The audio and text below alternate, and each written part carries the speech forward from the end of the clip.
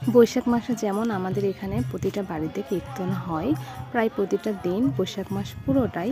তো সেই জন্য আমাদের এখানে প্রত্যেকটা বাড়িতে কোনো না কোনো দিন তার সামর্থ্য অনুযায়ী ভক্ত সেবা করায় বা বৈষ্ণব সেবা করায়। তো চলেন আজকে আপনাদের সাথে সেটা শেয়ার করি। প্রথমেই দিয়ে দেবে প্রসাদ। প্রসাদ দেওয়ার পর তারপরে আসবে অন্ন। অন্ন বলতে আমরা বুঝি ভাত। ভাত দেওয়ার পর এরপর আসবে ঘন্ট, যেটা হচ্ছে অনেক ধরনের সবজি দিয়ে করা হয়। এরপর আসে ডাল। আমি একটু ডালটা বেশি পছন্দ করি, সেজন্য একটু বেশি নিয়ে নিলাম। তারপর হচ্ছে আলুর পাঁপড়।